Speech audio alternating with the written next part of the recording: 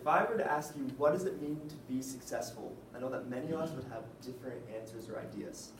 Some of us may say, if I'm getting a 4.0 this semester, then I'm being successful.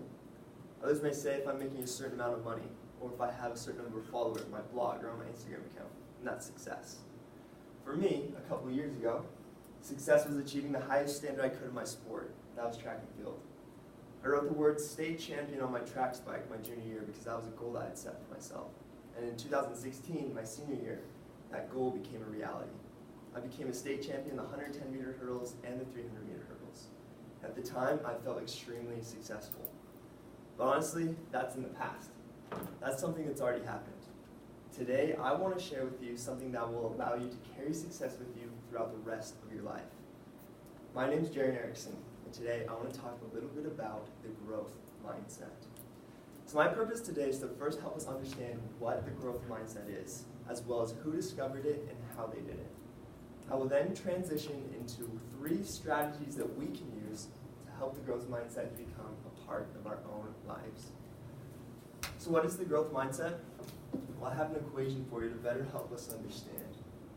Simply stated, the growth mindset is the belief that our talents and abilities can be increased and developed through hard work, not homework, unless the homework's hard and it counts. So hard work, good strategies, which we'll talk about, I'll share 3 with you, and personal experiences that we have. Now, in order to fully understand the growth mindset, we also must understand its opposite, which is called the fixed mindset. Now, to get the fixed mindset out of this equation, it only takes one line to change it, and that is simply to make it unequal.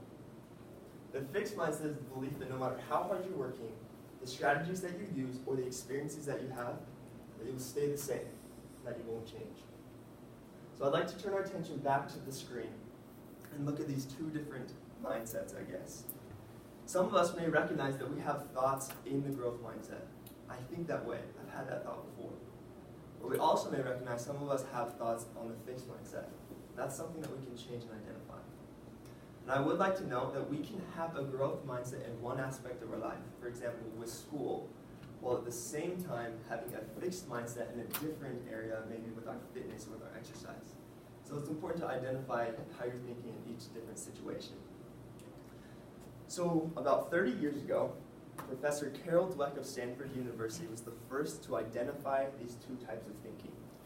And she did so by conducting an experiment on 10-year-olds to see how they coped with failure.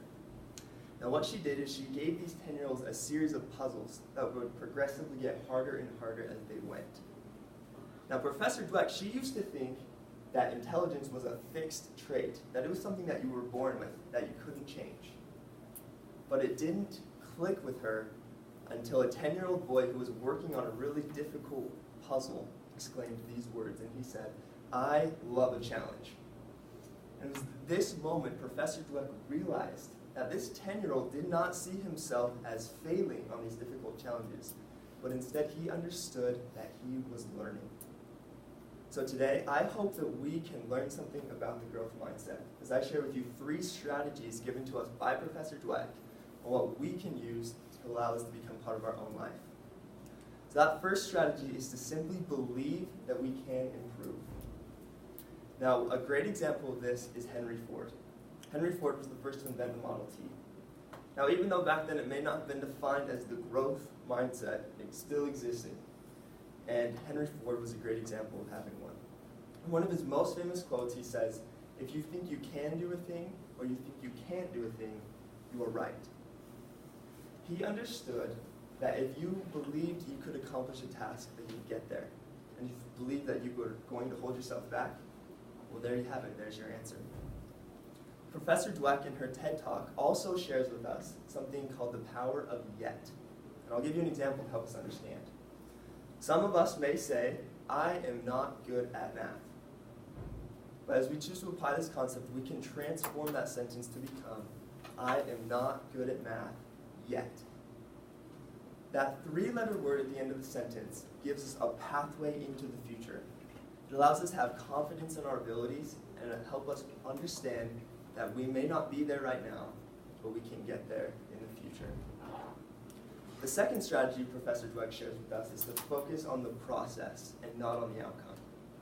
A great example of this is Thomas Edison, the man who invented the light bulb. We all know that he had thousands and thousands of attempts until he finally got it right. But when asked by the media about his efforts, he says, "I have not failed, but I have found 10,000 ways that it doesn't work." Thomas Edison chose to focus on the process. He could have seen those 10,000 attempts as failures, but instead, he viewed them as stepping stones, leading him to his ultimate goal and ultimate destination. Professor Dweck tells us that we need to focus and even praise the processes that we go through. By even the simplest amounts of effort towards our goal, we can make a difference. And over time, they will add up and help us get to where we want to be. The third strategy she shares with us is to get outside of our comfort zones. One of my favorite quotes shared to me by a good friend of mine says, "There is no growth in the comfort zone, and there is no comfort in the growth zone." And I completely believe that to be true. Every time we're trying something new, it gets a little bit uncomfortable and we get uneasy. But Professor Dweck tells us that every time that we choose to transition from the comfort zone to the growth zone, that there are neurons in our brain that begin firing, that new pathways are being created, and that the ones we already have are being strengthened. So we are psychologically created to develop, to improve, and to change. She also tells us that as we choose to get outside of our comfort zone more, that we will view difficulties and trials not as setbacks, but as challenges and opportunities to learn and grow. So in summary, I've shared with you 3 ways to develop a growth mindset. First, believing we can improve. Second is focusing on the process and not on the outcomes. And the third is getting outside of our comfort zone. So overall, many of us have experienced success in the past, but it only happened for a moment. But as we choose to develop the growth mindset, we can carry that success with us for the rest of our lives. Thank you.